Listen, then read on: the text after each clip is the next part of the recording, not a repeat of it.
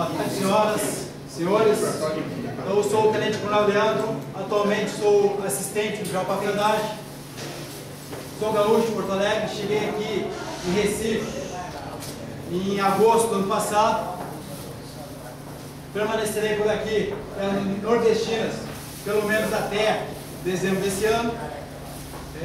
Estou nomeado comandante de uma unidade lá no sul do país, onde pretendo lá em janeiro assumir o comando. Então, meu objetivo hoje é passar para os senhores um pouquinho da minha experiência na missão das Nações Unidas de supervisão na Síria. Foi uma missão curta, de cerca de 3 meses. Essa missão ela foi diferente de qualquer outra missão da ONU, não só pela curta duração, mas nessa missão ela teve um componente político, religioso e militar.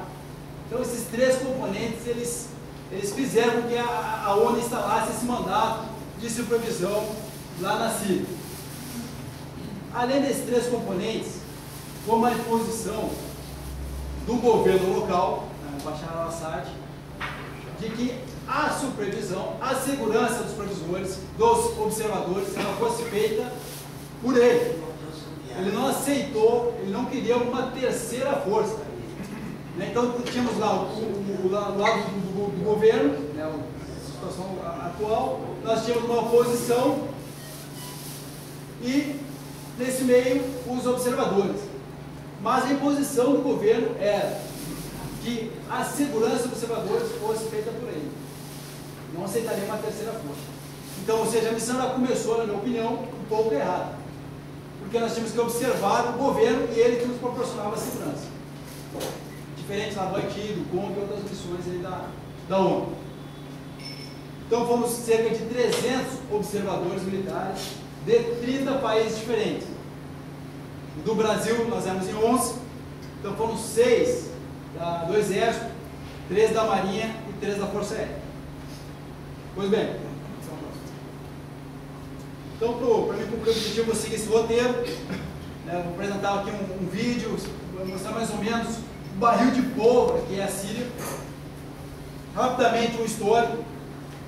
A Síria, eu coloquei entre aspas aqui atual, porque quando eu fui lá em 2012, a situação da Síria era uma. Hoje, é bem diferente. O mandato da ONU, qual era a missão dos observadores, o que a gente fazia para cumprir esse mandato, para nossas atividades, e umas 3 experiências pessoais lá que eu passei, que vivenciei, estava junto.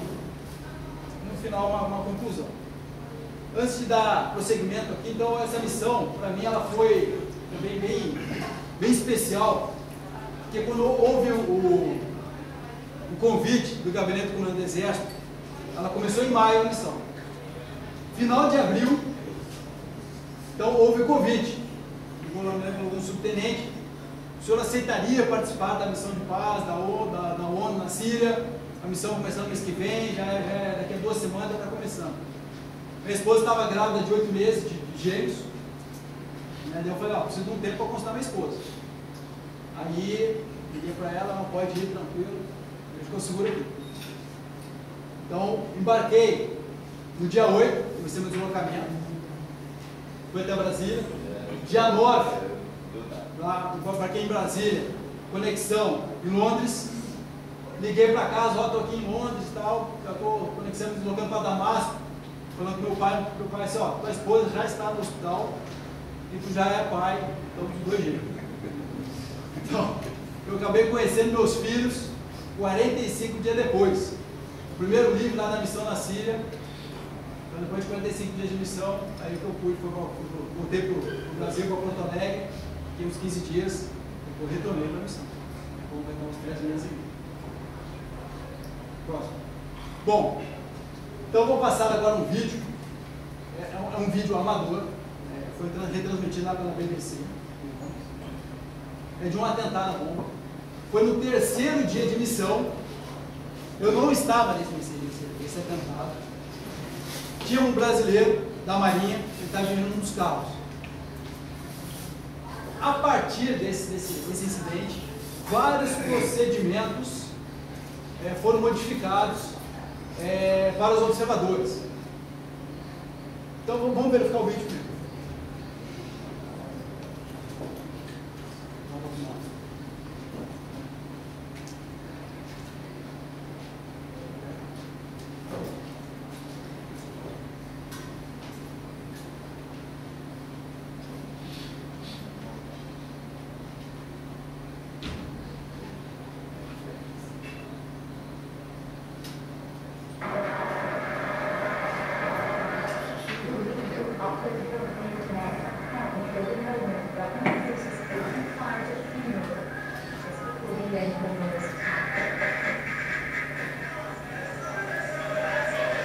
Activists say at least 20 people were killed and many were wounded.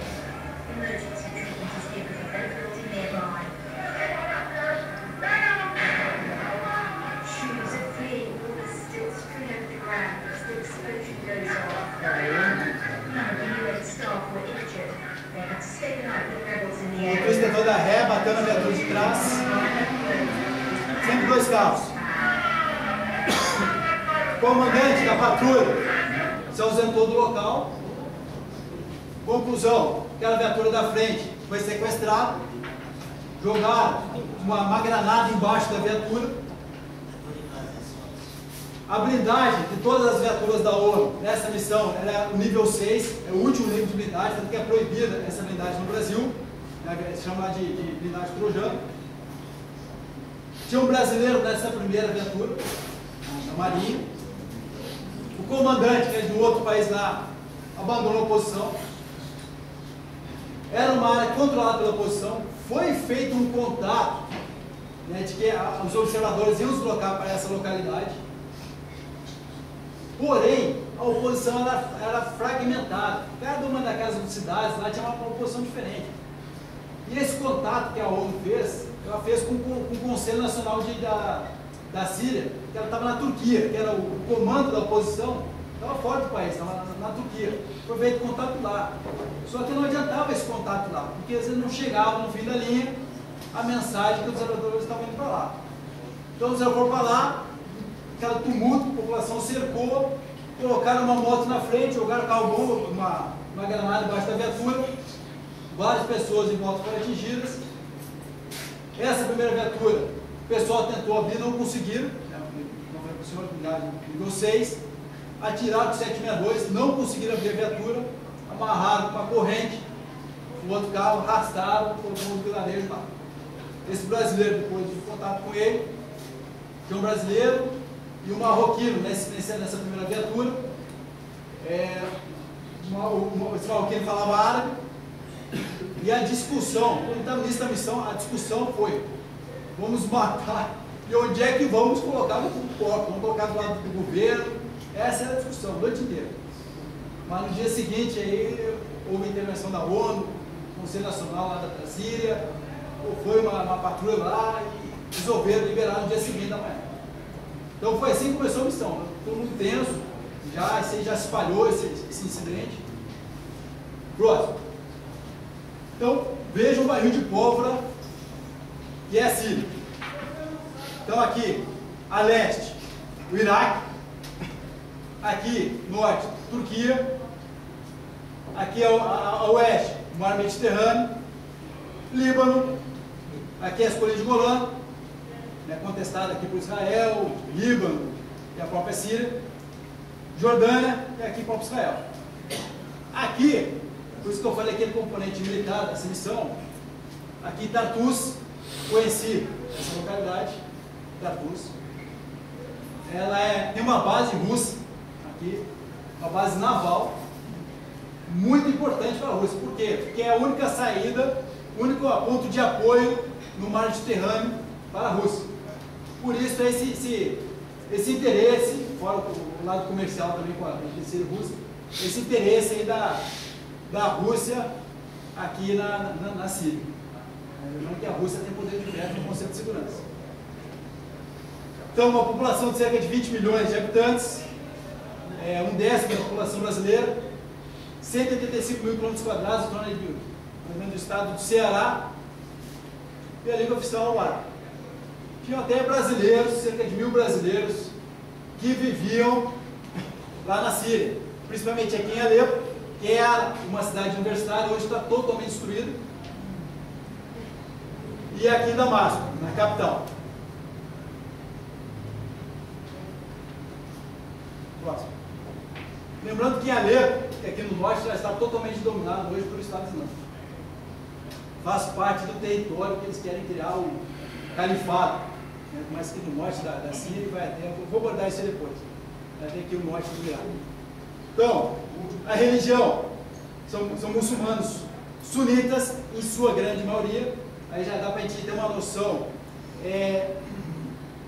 porque o Bashar al-Assad, ele é alauíta, é uma minoria.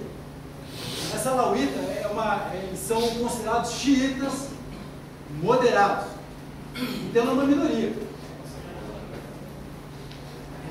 Porque que outros muçulmanos, incluindo alauíta, drusos, cristãos, judeus, pequenas comunidades de Damasco, tinha na época alguns em Alepo também, e o governo laico garante a liberdade de culto. Isso eu garanto para vocês, na área onde eu me encontrava em Damasco, o Tinsat estava assediado em Damasco, tinha a igreja católica lá da rua, e o outro lá uma mesquita muçulmana. E o governo não se opunha lá, podia frequentar tranquilamente. O Estado realmente ele é laico. Os grupos étnicos, então, árabes, curdos, os curdos aqui tem bastante aqui no norte da Síria, aqui no norte tem do Iraque e aqui no sul da Turquia. Quem observou no Jornal Nacional de ontem, esses curdos eles estão combatendo ferozmente o Estado Islâmico. É um grupo étnico que eles não têm território. Eles estão aqui, o antigo Kurdistão, um pedaço aqui da Síria, o norte do Iraque e o sul da Turquia. Armênios, governa uma república, sob um regime militar autoritário. Como eu já falei, o governo alauíta que é uma minoria. Domina o país há mais de 44 anos. Eu vou explicar para os senhores. De pai para filho. Sendo que quando o pai assumiu o partido Baath, também alauíta, ele matou praticamente toda a cabeça da oposição. Ele colocou membros do partido dele, que eram todos alauítas, em peças-chave, principalmente na cabeça lá das Forças Armadas. Então parece ser simples, o Bashar al-Assad sai do governo e está tudo tranquilo. Assim, não é bem assim. Todas as instituições lá da Síria, principalmente nas Forças Armadas, têm membros do partido dele e são alauítas. Então não é só ele, a família dele, que vai para outro país, lá vai para o Iraque, para o Irã, que não são xiitas, e está tudo resolvido. Então, um mundaréu de gente, é muita gente que também está envolvida com ele nesse governo. Próximo. Aqui umas fotos, então aqui do hotel onde eu me encontrava, aqui as viaturas da ONU estacionadas lá embaixo. Esse conflito, essa guerra civil, ela é eminentemente urbana, na área urbana. Não facilita o homicídio lá da própria oposição. Então é um conflito eminentemente urbano, apesar de ter alguns conflitos em área de deserto, mas a sua característica era urbana. Essas fotos que eu estou deixando por mim, aqui é numa base lá em Tartus, que eu falei para os senhores, aqui no mar Mediterrâneo, estava no hotel. Então o país ele é muito bonito, principalmente no seu litoral oeste, quando sai para o Mediterrâneo. Tem cidades turísticas com uma excepcional estrutura. Próximo. Vai ter um pouquinho do histórico, jogo rápido. Então, após a Primeira Guerra Mundial, a França passou a administrar a Síria. Isso é muito importante, porque a França administrou lá com punhos de ferro. Então, ela administrou até o fim da Segunda Guerra Mundial, quando teve a sua independência, em 1946. Então, há um grande ressentimento lá na Síria, do povo sírio, em relação à França. E também respinga lá nos países ocidentais.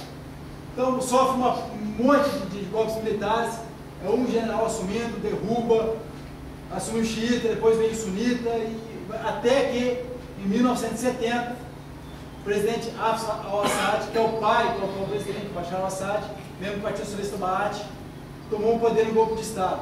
Como eu falei, matou 40 mil oponentes e trouxe estabilidade política ao país.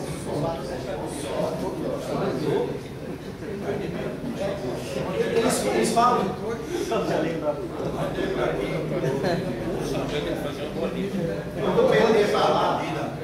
Eu vou dizer para os senhores que foi assim que ele conseguiu se perpetuar no poder. Tanto que lá eles chamam os 30 anos de paz, em toda a história da Síria. E a Síria, vamos pegar livro lá de história, 2000 antes de Cristo, já existia lá Damasco, o Império Otomano, Bizantino, já tinha Damasco. Não dá aí. Então ele trouxe estabilidade política. Olha aí.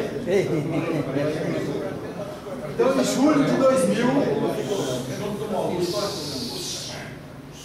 2000, então após a morte de seu pai, numa ligação telefônica ao presidente do Líbano, ele acabou falecendo.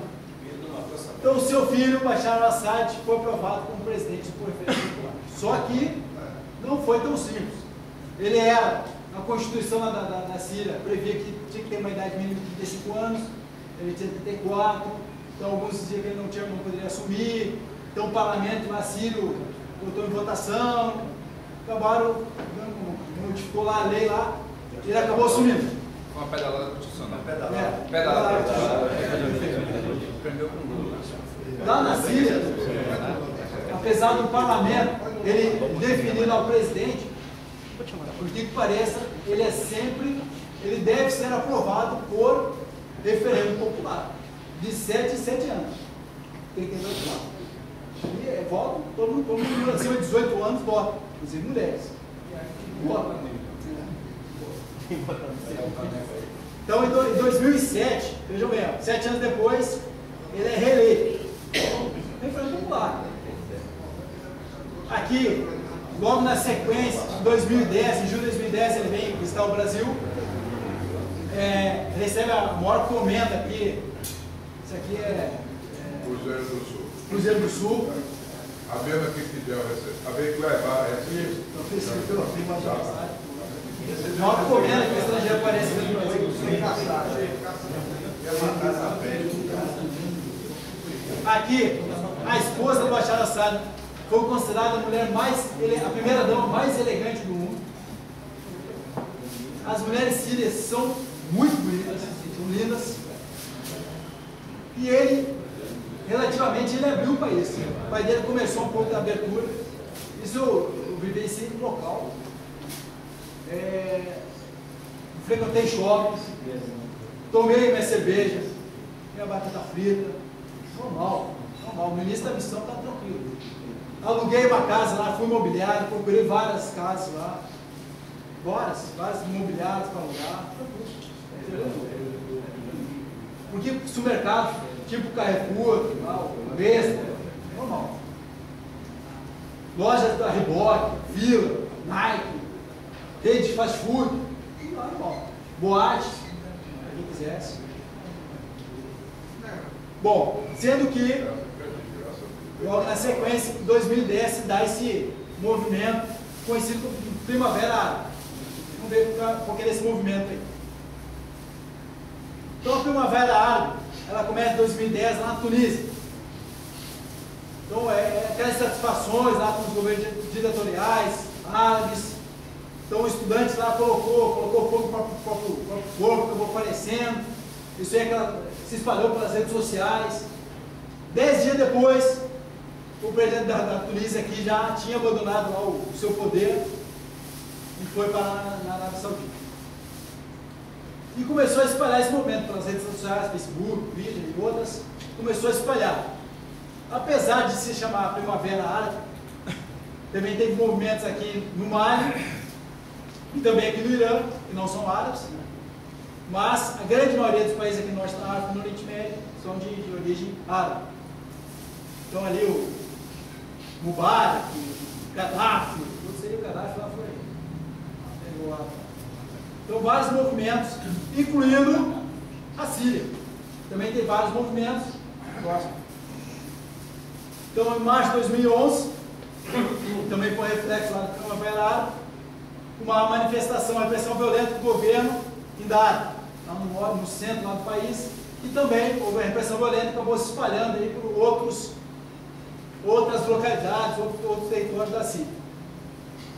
Então, ele tenta aliviar mais ainda o seu governo, provavelmente a gente referendo eleições multipartidárias. Em 2014, ele é reeleito. Lembrando que nesse período aqui, em 2012, em maio, aconteceu a missão, vou explicar depois. Em junho de 2014 foi eleito, 2014, ano passado, mais 7 anos. Então a próxima eleição, 2021. Ele está reeleito. Então ele garantiu o seu terceiro mandato. E aqui as mulheres, aqui, ele abriu muito o seu governo para as mulheres. Então no parlamento, lá tem muitas mulheres. Vou verificar que são bastante mulheres. Ele não obriga a usar aquela burca. Eu tive na Damasco, lá fiquei 3 meses, por estar em Damasco, perto do QG, vou explicar depois. Eu tive a oportunidade de sair em várias missões para o QG da missão. Aí eu acabei andando praticamente pelo país inteiro. As mulheres, eu digo, senhores, elas, 99% eram a favor do Bashar al-Assad. Se tivesse eleição direta, voto direto, eu não tenho dúvida daquele ganhar.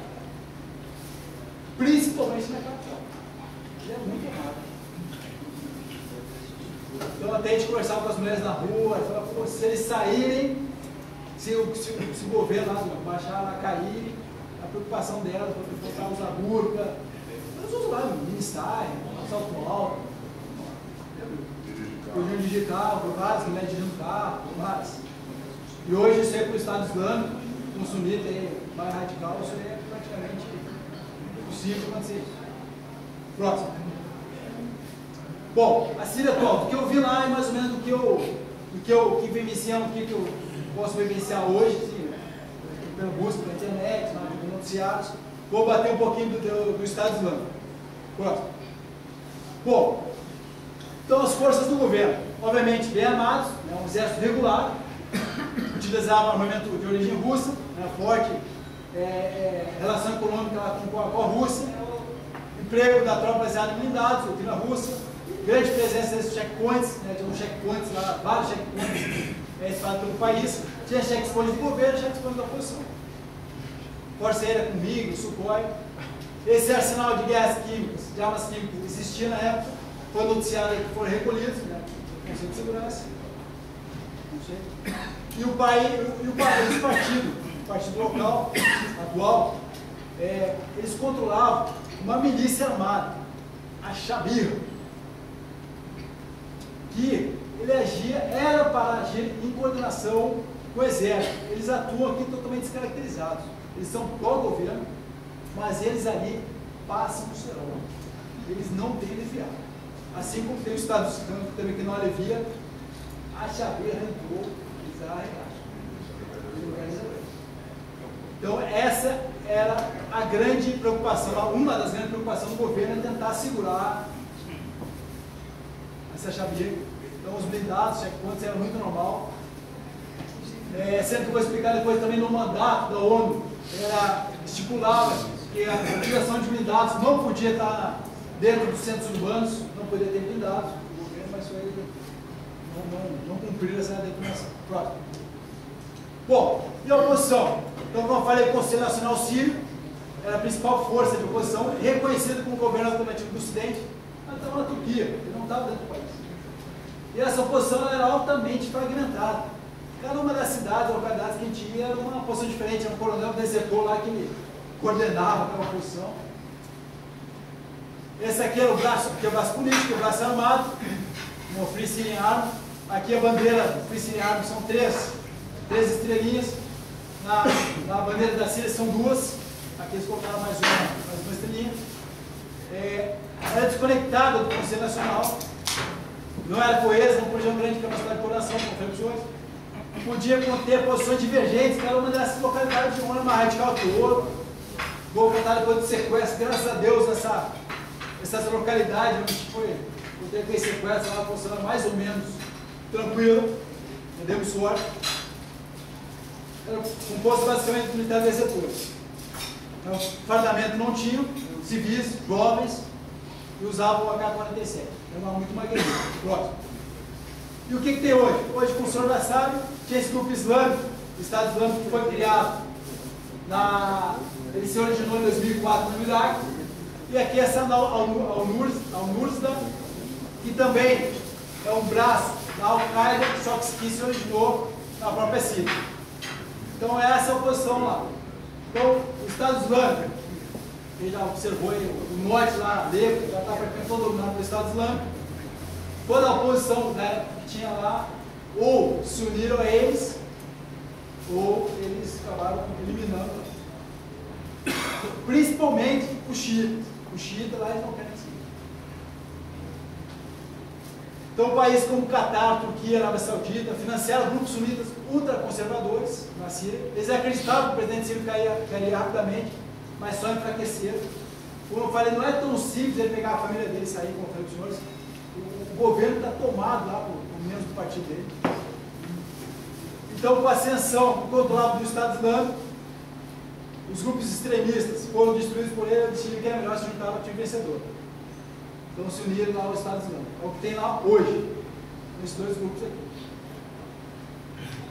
Então, é engraçado, quando essa missão começou, então, a própria Rússia, a China, elas estavam apoiando lá o governo local, né, com interesses econômicos, políticos, e os países ocidentais, Estados Unidos, França, a própria Turquia, então, apoiando a oposição, né, com armamento, e colocaram lá os observadores no meio desse conflito todo. Então, a gente estava lá, acho que foi uma última tentativa do Conselho de Segurança para evitar uma guerra civil. Essa missão, praticamente, não é nem para ter começado. Então, o Ocidente apoiando, depois o China e a Rússia apoiando do outro lado, e a gente lá no meio. O próprio Conselho de Segurança da ONU nos manda para observar. Vamos lá, próximo. Então, o Estado Islâmico ele tem que se destacar de qualquer outro, às vezes, nos combates, na sua campanha de sucesso, diferente de homem para atrair homens e mulheres. Procurei algumas fotos na internet, desculpa aqui pela essa foto, é difícil achar alguma foto do Estado Islâmico que não seja impactante por essa hora, então é meio complicado.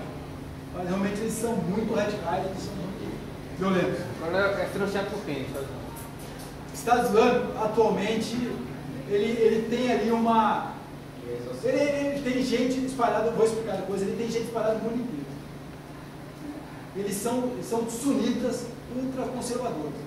E no mundo islâmico, os únicos países, assim, grandes que não são sunitas, é o Irã e o Iraque. Essa maioria não é sunita, a maioria é xiita. Todos os demais países, que a gente Arábia Saudita, a sua grande maioria é sunita. Então, como eu falei, o interesse deles é derrubar o governo xiita, que é o Bashar al-Assad. Então, indiretamente, vários países aí, do Oriente Médio, durante os sunitas, eles dominaram em vários campos de petróleo lá na Síria já também. Eles vendem, principalmente para os países aí que são sunitas. O governo atual, que é um governo de abertura, por que tanta oposição se é um governo de abertura? Há vários interesses, como eu falei, interesse econômico, interesse político, religioso, tem vários. Uma abertura socialista? Tem vários interesses ali. O Oriente Médio é complicado por natureza. Você vê desde quando o Maomé morreu lá, sunita do lado, xiita do outro, já começou a dividir dali. Não quer derrubar o próprio Saddam Hussein, que era sunita, e o Iraque, a grande maioria, eram xiitas. Também não durou muito o seu governo lá. Era um governo estadual forte, que era minoria. Quando o governo é ditatorial, ele mata. Quando o governo é de abertura, a oposição mata. É complicado. A situação na região é bem complicada. E por isso o califado. O Estado Islâmico quer criar esse califado. Eles não querem, eles não reconhecem mais as fronteiras. Então eles querem criar vou mostrar aqui nos slides mostrando esse califado aí, o Estado Islâmico dele. Aqui, ó, então os dados apontam que cerca de 1/4 dos combatentes estrangeiros vêm do Ocidente. Então, vários países aí estão acompanhando. A maioria dos países árabes, em torno da Tunísia, a Arábia Saudita jogando, todos sunitas. Então, aqui, ó, a própria Europa, norte da África, aqui na Rússia, ó, Austrália. Ó, tem até brasileiro lá que já foi. Então, o Saddam tem controle de boa parte da Síria e do Iraque. No final de junho de 2014, Trubus declarou que tinha criado o califado, o Estado Islâmico, que vai desde Alepo, aqui no norte, até essa província aqui no Iraque. Não reconhece as fronteiras da Síria, do Iraque. Então ele criou esse califado. Verifique aqui o que uma diplomata, contribuição ali do Rogério, né? Mandou ele para o WhatsApp. Então, essa diplomata libanesa aí, o Brasil pode ser alvo do Estado Islâmico. Como eu falei, eles não reconhecem fronteira nenhuma. Eles ou é fiel ou infiel. Né? Então, aqui, ó. Passaste o perigo regional, né? Com a atuação pendente da Síria para uma potencial ameaça global, devendo ao número de seguidores. Que é brasileiro também. Então, essa diplomata libanesa aí. 30 de junho do ano passado. Próximo. Bom, mandato da ONU. Qual era a nossa missão? Então, era acompanhar e apoiar a aplicação integral do plano dos 6 pontos. O Kofi Annan, era o atual secretário de segurança da ONU na época, ele foi lá, nos visitou. Aqui o Kofi Annan, aqui o Force Commander da missão, o oficial da Noruega, é um general. Aqui o general de Marrocos era o deputy, o subcomandante da missão. Aí o chefe de Estado-Maior, vou falar sobre ele depois aqui, é o coronel de Bangladesh, chefe de Estado-Maior da missão. Aí outros aqui integrantes lá do Conselho de Segurança. Então, essa era a missão nossa. Eu vou explicar quais eram os pontos, os 6 pontos do Kofi Annan, como já falei, 300 observadores. Então, essa aqui eram os 6 pontos que nós tínhamos que verificar se os dois lados, aquele Conselho de Segurança, aquele Conselho Nacional da Síria, da oposição, e o governo, eles assinaram esse protocolo, que deveria incluir todos os sírios no processo político, cessar a luta e toda a violência armada, garantir a chegada de ajuda humanitária, libertar toda pessoa arbitrariamente detida, conceder liberdade de movimento jornalistas, respeitar a liberdade de associação. Esses eram os 6 pontos do Kofi Annan. Era isso que a gente tinha que verificar se os dois lados estavam seguindo. Essa é a nossa missão. É óbvio que isso aí é só no início, que para inglês ver, ali, tentávamos enganar, a gente estava vendo o que estava acontecendo, até que chegou um ponto que debilitou tudo aí, no momento que está acontecendo hoje. Bom, então para as nossas atividades, para pegar a missão. Vamos lá. Então nós tínhamos que observar, investigar e reportar os abusos de ambos os lados para a sede da ONU em Nova York, para o Conselho de Segurança. Então a gente só podia reportar o que a gente via. Então a grande 95% dessas fotos aqui eu tirei no local, nos capítulos que eu participei. Nós tínhamos que ter uma atitude neutra e todo local que a gente chegava era excluído. O pessoal vinha embora, secava ou contra. Depende da cidade que a gente ia. Se era a cidade do governo, era o pessoal do governo reclamando da oposição, dos terroristas.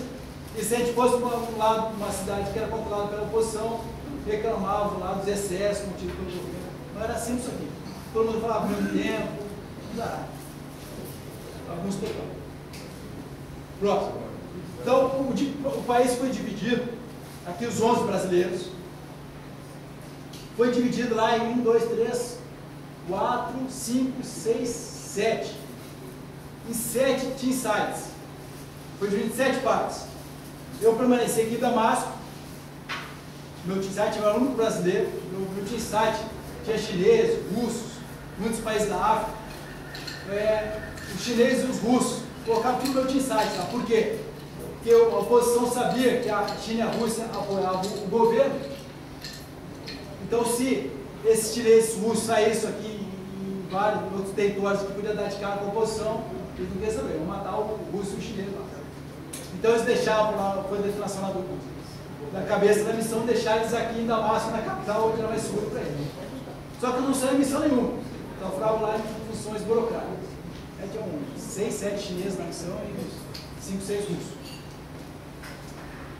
Bom, então o país foi dividido em 7 partes. Quem dividiu, isso é um ponto muito positivo para o país, quem dividiu esse território foram 2 militares, um brasileiro, comandante Feitosa da Marinha, da Fuzileira Naval, altamente respeitado na Marinha, e um oficial do Egito, que falava árabe.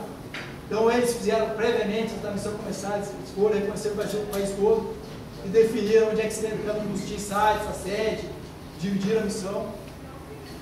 Um oficial que até teve um problema, teve um AVC durante essa missão. Ele não era observador, ele era da DPKO, lá de Nova York. Ele que dividiu aí com o egípcio lá, dividiu o país todo em insights. Ele acabou sendo repatriado, teve um AVC, aí ele acabou no prosseguimento aqui na missão. Bom, próximo.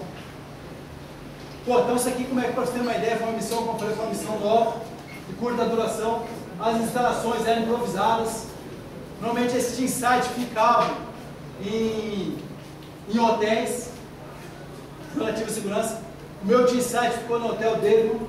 Quem vai entrar na internet lá verifica, foi uma rede grande de hotéis 5 estrelas. Estava muito bem instalado, porém com instalações improvisadas. Esse aqui é o meu team site. Verifique lá, site de diversos países, Egito, Finlândia, Nova Zelândia, italiano, e o pessoal de Bangladesh, vários. Isso aqui é uma das reuniões que a gente fazia. Então era bem improvisado mesmo. Bem diferente de uma missão do Haiti que já estava falando, ou do próprio Congo. Então, isso eram as atividades. Então, essa aqui é uma averiguação de violência armada dentro de escola. Então, eu era comandante da patrulha, patrulhamento eram 8 militares, e era por rodízio. Um dia poderia ser comandante, um dia poderia ser motorista, fotógrafo, segurança. Sempre nessa parte de segurança, nós estávamos desarmados. Então, a nossa única segurança era o capacete, colete balístico, né, e só, capacete e colete. A segurança que ele veio providenciar para os senhores era o próprio governo. Só que eles não garantiram a segurança nem deles mesmo. Imagina do terceiro. Então, aqui eu fui nessa escola, aqui eu era o comandante, aqui é o diretor da escola, tinha havido denúncia lá de atentados na escola, tem que ir lá no local averiguar. Todos eles falam inglês, a grande maioria da população fala inglês. Então, sair ali um piniquinho ali já consegui essa fala. Próximo. Outro exemplo, abuso contra a população, como eu falei para os senhores, chegava no local lá, nos cercavam, se tinha oficial dinamarquês. Próximo. Atentados junto às estações, isso aqui é em Damasco, provavelmente algum membro da oposição. Próximo. Aqui visita os hospitais, verificar a situação de feridos em combate, principalmente civis. Havia muitas denúncias, muitas crianças eram atingidas por bombardeio. Infelizmente, olha aqui, verifica que pegava. Atentados à bomba, aqui foi uma rede de jornalismo do governo. Então, várias pessoas aí estavam falecendo aí. Próximo. Apuração de denúncias dos blindados que não deveriam estar dentro dos centros urbanos. Não cumpriu. Então, várias transgressões aí. Próximo. E é isso aqui o que a gente encontrava na maioria dos locais. Então, não sei se dá para observar aqui a bandeira do Brasil, o estado de motorista. Parece um pouquinho aqui, ó, a bandeira do Brasil, estado de motorista. O pessoal não cercava, como eu falei, aquela população, riscavam o carro todo, batiam, vidro, tinta vermelha. Aqui uma mulher veio e estava riscando o carro, eu fui fotografar ela até para botar no relatório. Tem aqui um cidadão aqui que mandou parar na hora, não sou maluco. Então, era isso que a gente encontrava. Mas também, a ONU ali, ela é bastante rica. Às vezes quebrava a viatura, não tem problema. Deixava a viatura, ela vai providenciar a ONU. Aconteceu com muitas viaturas foram danificadas, eram substituídas. Só que essas tinhas, depois a gente pegava no posto, não lavava, isso foi nenhum. Não precisava, às vezes quando cercava a gente, começava a arriscar, às vezes uma falta de controle emocional, podia querer atropelar a população, aí já viu. Realmente não seria vivo do local. Então tem que manter a calma, tranquilo, deixar arriscar, a gente parar, não parou, azar, prossegue na missão. Lembrando sempre que o alvo, tanto o governo, lá, o próprio governo civil, a própria oposição, a ONU nunca era alvo. A ONU sempre é alvo para os países lá do Oriente Médio. Porém, os observadores eles não eram alvo. Principalmente brasileiros. Todo lugar que eu ia lá, por exemplo, futebol, samba, todo mundo vinha cercar brasileiro, eles gostam muito do brasileiro. Essa bandeira já foi reconhecida, a bandeira do Brasil foi reconhecida como a segunda bandeira bandeira mais conhecida do mundo, bandeira dos Estados Unidos. Então isso aí, realmente, qualquer lugar que eu ia, inclusive no sequestro lá, chegou um opositor lá, eu vou proteger o senhor, vai ficar comigo, vai ficar comigo. Pelé, futebol. Não, já quando tá comigo, quando eu me proteger. Pô, impressionante. Impressionante essa bandeira. Tanto que lá na missão a gente tem que usar a bandeira do Brasil e aqui é escrito Brasil, aqui em cima. E aqui é o prevê, normalmente que lá montanha. Só que eu mudava. Vou deixar a bandeira do Brasil aqui, pegar o Brasil, botava aqui, botava. Tá bem reconhecido. Pra ficar reconhecido dos dois lados. Vestia uma camisa da seleção, era mais Então, outra também. Esse disco. Bom,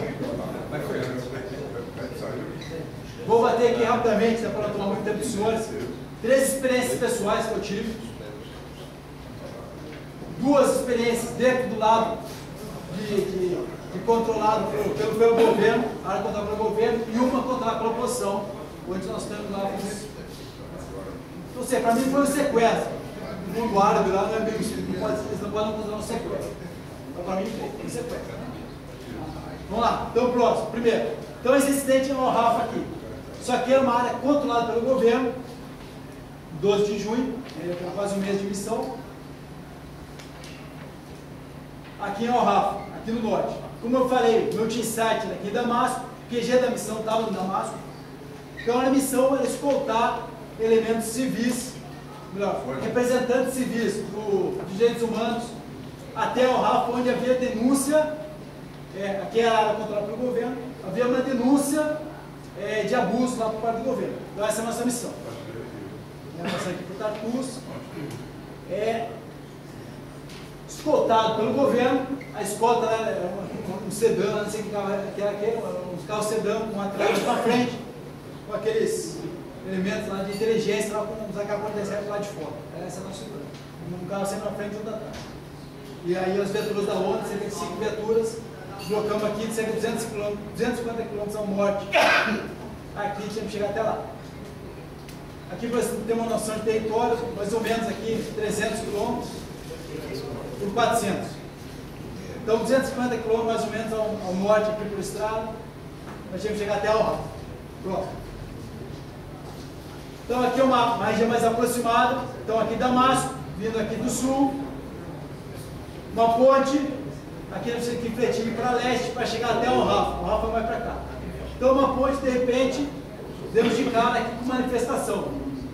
Várias, lembrando que estamos escoltados pelo governo. Várias pessoas, civis, crianças, mulheres, simplesmente bloquearam a estrada, paramos todo o comboio. A segurança que estava sendo prestada, que era nossa, simplesmente sumiu. Beleza, hein? E aqui, a retaguarda, começaram a ver uns carros, um carro ali de caminhão de gás, encostando a retaguarda ali, bloqueando a estrada. De repente, essa manifestação começou a se aproximar. Massa, 500, 600 pessoas vindo. Aí começaram com um tiro. Um tiro nos carros. Vou mostrar as fotos. Tiro nos carros e a população vindo. Aí cada um por si. Aí cada um, quem conseguiu sair mais rápido, saiu. Eu não sei, o meu era o segundo carro. Por os carros da ONU serem normalmente brancos, o meu era preto. Por um lado, me facilitou um pouco, porque o meu não foi muito atingido por ser preto. Apesar de ter o símbolo da ONU ali, eles ficaram na dúvida se era carro da ONU ou não era, por ser em Maria branco.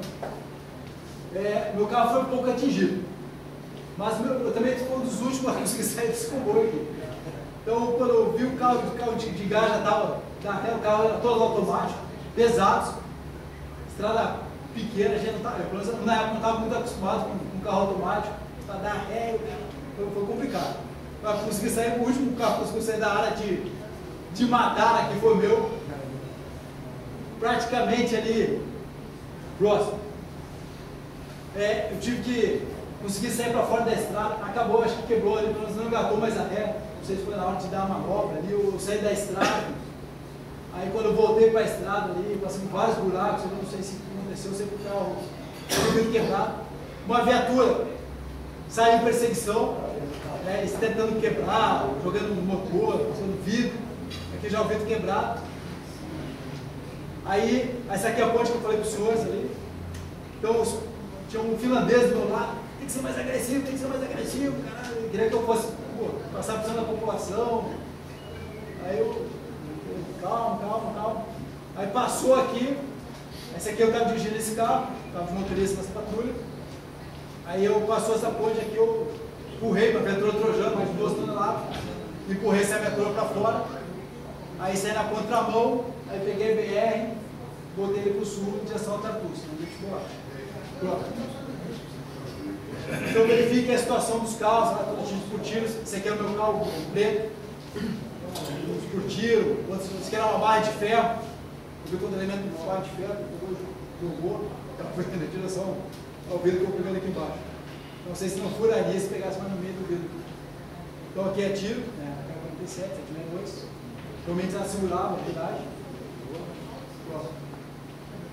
Então aqui, ó, o preço da folha, isso aqui já saindo aqui da região. Então, já está na BR. Então a população ali, vê crianças, mulheres. Então isso aqui a gente encontrava. Qual era a intenção? Essa população local, com certeza, ela era fortemente ali, apoiava o governo local. A intenção era impedir que a gente não conseguiu chegar ao Rafa. Cerca de 2 semanas depois, aí que o governo lá conseguiu coordenar uma ida lá do pessoal de direitos humanos até ao Rafa. Esse dia a gente não chegou. Aí depois acabou recebendo uma condecoração da ONU, 3 ou 4 lá nessa missão que vai recebendo. Não sei porque, mas deram lá, escolheram alguns lá e deram. Próximo. Aqui o outro incidente, aqui já é diferente, era uma área controlada pelo governo. Em agosto, está acabando a missão. Nossa missão é um pouquinho mais ao norte aqui de Al-Raf e Idlib, aqui pertinho de Alepo. Como eu já falei, esse território aqui todo dominado já pelo Estado Islâmico. Então estava em Damasco, 300 km ao norte. Aqui como tinha um team site, outro grupo de observadores, eles estavam querendo abandonar a posição. Porque realmente lá, a área estava conturbada lá. Eles estavam pedindo autorização para retornar para Damasco. Então o governo aqui, ó, o HQ, aqui, o QG da missão, ele quis verificar em loco qual era a situação lá, antes de autorizar o pessoal a sair dessa posição, lá de Alepo. Então a missão era levar o chefe de Estado-Maior, o oficial do Bangladesh, até lá o team site para verificar em loco como é que estava a situação naquele team site. Como havia já em agosto alguns territórios aqui controlados pelo governo, pela oposição, o governo falou, levo vocês até uma certa parte, a partir daí é com vocês. Se quiserem ir, vamos, se não quiserem, não vamos. Ou seja, aquilo que o Bashar garantiu a segurança, várias vezes ele falou, não, é a área da oposição, lá eu não vou. Não foi. Então, chegou realmente uma parte aqui da estrada, realmente a gente prosseguiu, sem segurança nenhuma, somente a segurança, a blindagem, né, e os coletes, capacete, estamos dando mais. Chegamos aqui, realmente, vamos aqui mais por dentro, aqui por leste, chegamos aqui perto de Alepo, um bloqueio do governo, falou, a partir daqui é a área da Al-Qaeda, se vocês forem, vocês vão se incomodar, não garantimos nada, tá. Então, no restante tinha bloqueios do governo e bloqueios da oposição. Então, aqui antes de chegar ali, a partir daqui, nós ficamos lá os barulhos, as explosões, bombardeios, a partir daqui a Al-Qaeda, se vocês quiserem, uma montanhosa, se quiserem prosseguir, prossiga. Aí o coronel de Bangladesh, que é o chefe de Estado-Maior, a decisão dele, prosseguir. Chegamos lá, tentando prosseguir, verificamos uns cabos de aço no meio da estrada, criaturas lá destruídas, uma situação de guerra. Mas uma hora da estrada simplesmente acabou. Tá? Foi destruída a estrada, as viaturas não passavam, voltam. Tá? A visão do chefe está morta. Sendo que é uma determinação expressa da ONU para se evitar dirigir à noite. Por quê? Porque virava ideia de bombom. Aí era aquela por si mesmo. O governo não garantia nada, nem mesmo a oposição. decisão voltar para cá, vir mais para o oeste, tentando chegar. Já estava anoitecendo. Anoiteceu. Aí, a intenção nossa não era nem mais, não dava mais tempo de voltar para Damasco, não era nem mais chegar em Alepo, não dava mais tempo. Era procurar um hotel que fosse amigável ali para a pernoite. Anoiteceu, não encontramos hotel, bloqueio da oposição. Eventos civis, que é muito utilizado. Bloquear, desce todo mundo, H-47 na cara, aquela confusão, aquela tumulto cheio de ar, falando ao mesmo tempo. A gente vê sempre os mais radicais ali, contando com o H-47, roubaram lá o celular, e mais o notebook lá do chefe da maior. Uma confusão. Pronto. Mas, depois teve um cidadão ali. Vamos passar para o próximo, vou mostrar. Esse cidadão aqui, ele não tinha nada a ver com árabe. Falava o inglês fluente. Não dá para observar aqui pela cara dela, com tatuagem, chinelinho, bermuda.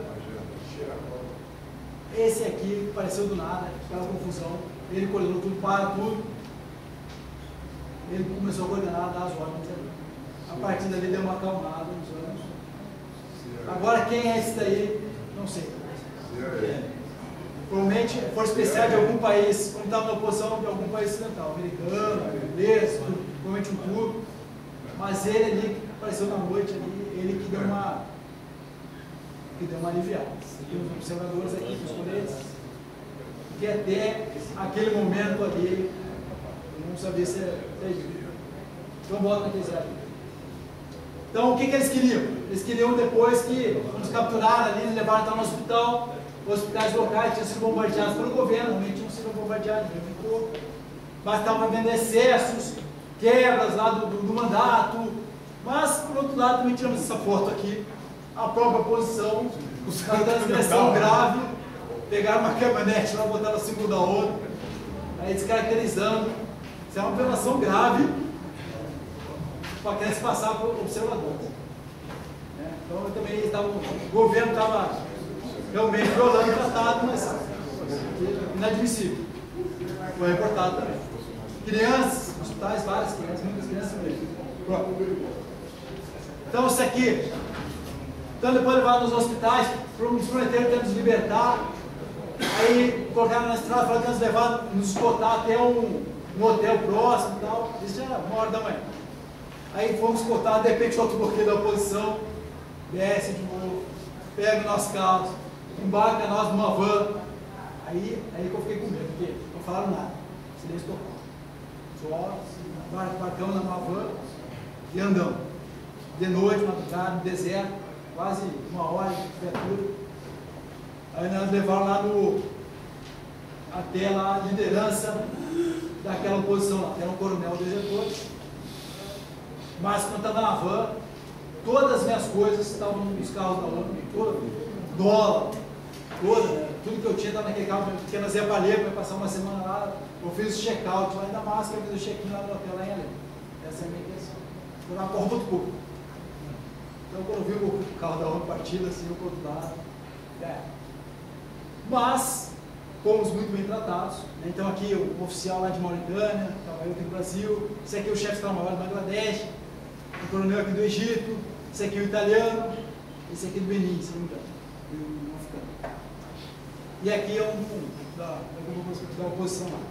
Então fomos muito bem tratados lá, fizeram esse egípcio aqui, ele dá um depoimento em favor da oposição, que o Bashar realmente, quando ele lê lá, ele leu, a orientação era essa, fazer tudo que ele estava mandando, ele fez isso, então esse oficial aqui muito bom. Devolver as coisas. Oi? Devolver as coisas.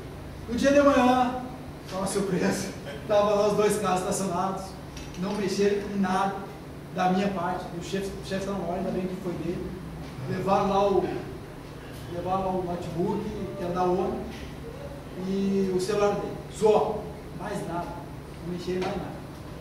Eu acho que ele levaram o notebook dele e o celular porque eram funcionais, e aí, mas no dia de manhã estava lá assim, tranquilo, na manhã seguinte nos libertaram, aí passamos mais algumas escolas lá, que eles queriam que os bombardeiros liberaram e fomos embora. Graças a Deus, tudo certo. Próximo. Então, o incidente de Damasco. Então, isso aqui é na minha saída. 15 de agosto. Então, estamos brasileiros nos despedindo. Damasco, até no hotel dele, até então, um porto altamente seguro para outra. Aí, o mesmo hotel ficava o Team Site, meu Team Site também ficava o QG da ONU. Eram andares, meu Team Site era um andar, o QG da ONU no outro andar. Então, um atentado à bomba em frente ao hotel. Então, no dia da minha saída, até o último dia eu vou estar sofrendo aqui. Então, fomos filtrados aqui pelo Líbano, via terrestre, o aeroporto de Damasco, na época, estava fechado. Então, eu acabei sendo exfiltrado aí pela... Mas, assim, dos observadores, ninguém foi atingido. Graças a Deus. Quebrou as vidraças. Então, nós estávamos no saguão aqui na hora de ser tentado. Estamos por aqui. Aqui é a entrada do hotel. Então, aquele estrondo, o pessoal se joga no chão, aquele tumulto todo. Então, foi exfiltrado lá pelo Líbano. A partir daí, quando atravessei a fronteira, aquela confusão, vários pessoal da Síria querendo abandonar o país, você viu, né? Pensei que o país está na linha de fronteira. É uma confusão total. Próximo. Pô, como conclusão, próximo. Então, o aspecto profissional, como eu falei para os senhores, o brasileiro ele sobra em missão de paz. Mas para a ONU, boa parte da competência é medida para a desenvoltura do idioma inglês. Isso é fato. Já participei de outra missão do Haiti, fiquei um ano no Haiti. O brasileiro, a facilidade assim, de se entrosar, de aceitar outras culturas, acredito, os outros países, com raríssima exceção, aceitam. Até mesmo no exército americano, que eu trabalhei no Haiti, lá, eles mesmos, entre eles, até tinha uma americana lá que ela vivia no meio dos brasileiros, lá gostava da gente, tá? Ela falou assim, é impressionante, impressionante a capacidade que o meu país ele gosta de fazer guerra, até mesmo interna. Vocês não se davam lá, impressionante. Eu ficava sempre com a gente, até hoje, é amiga nossa. Na minha opinião, então há necessidade de se aumentar a quantidade de brasileiros em missão de paz, esse projeto é poder. Na minha despedida agora no Haiti, em abril, março do ano passado, lá, o meu chefe lá estava na terceira sessão da MINUSTRA, do staff da missão, era um oficial da França, a empresa da missão, e o deputy era um oficial americano, um tenente-coronel, fuzileiro naval. Na despedida lá, feita referência ao Jossi, eu e outro brasileiro na terceira sessão, na despedida. No meio da despedida lá, o americano pediu permissão para falar. No comecinho, ele queria dar um testemunho que ele não tinha noção, não só pelo pessoal do staff do QG, mas muito mais em função do Bravate. Tem tropa, o patrão brasileiro que está lá, eram dois, agora tem um, gravando um testemunho. Os americanos não tinham noção, isso na frente de Uruguai, de Paraguai, a gente não tinha noção de que aqui nas Américas nós podíamos contar com uma terceira força. Porque a gente sempre pensa, e é nos ensinado lá, sempre contando com o próprio Estados Unidos e o Canadá. Ele ficou surpreendido que não sabia da capacidade, potencial do Brasil. Muito mais não, porque a gente vai muito mais em função do Bravate. Isso ele falou. Pelo que eu não gravei isso aí, porque então foi uma excelente oportunidade de aprimoramento profissional, um ambiente multicultural, vários ensinamentos políticos. E o último slide, então palavras aí do General Mood, como eu falei, oficial da Noruega, uma entrevista ao G1. Então estamos realmente agradecidos ao suporte que o Brasil deu, permitindo que conseguíssemos estar aqui no país com rapidez. Junto com a Dinamarca, foi o primeiro país que aportou lá na Síria. Temos um time eficiente aqui do Brasil que tem demonstrado muita coragem e liderança. Estou orgulhoso e impressionado, acima de tudo agradecido com a coragem e comprometimento que os militares brasileiros demonstraram todos os dias. Então aqui os militares, aí, nos últimos dias da missão, nós tivemos a bandeira do Brasil lá em Damasco. É o hotel dele, ainda mais. Só para alinhavar e fechar, porque o tempo já estou bem. Pois Conta uma experiência que o senhor teve lá no olho do furacão, lá no front. Qual é a perspectiva disso aí tudo? O que é que o senhor vê de futuro dessa situação aí? Eu acho, minha opinião. Sim. O Bashar al-Assad ele dava estabilidade para a região. Então eu acho que quando os países ocidentais quiserem enfraquecer, eles não esperavam primeiro que durasse tanto tempo. Eles tinham intenção, porque o Bashar, porque havia interesse do Ocidente, porque ele é alinhavado lá com a China e com a Rússia. Armaamento, tudo, trabalho de lá dentro. Então havia esse interesse russo, o interesse dos países ocidentais que o governo dele caísse, que é o Chile. Aí eles começaram a reforçar ali a oposição, então, que na época era mais radical, mas enfraqueceram ele muito. Esse enfraquecimento, mesmo ele não tendo caído, transformou o que é hoje. E esse Estado Islâmico foi criado lá no Iraque, se espalhou, que era esse califado aí no norte da Síria, no norte do Iraque. Aí agora, o que vai acontecer, esse Estado Islâmico aí? O que acontece? Agora inverteu. Agora os países ocidentais estão combatendo a oposição do Bashar al-Assad. Entendeu? Estão combatendo o extremismo. Porque virou tipo um black bloc. O black bloc criou tanto vulto que o próprio opinião pública ficou contra a oposição ao governo. Mas quando o Estado Islâmico é tão radical que os próprios sunitas eles também não estão apoiando. Eles estão ganhando jeito para o mundo, porque radicalismo tem. Aí eu acho que agora os próprios países ocidentais vão combater esse Estado Islâmico e o Bashar al-Assad. Inicialmente eu pensava que ele fosse também cair tão cedo, acho que ele não vai cair tão cedo. Não sei como é que ele vai acabar saindo dos países do outro lado. Tá bom? É isso.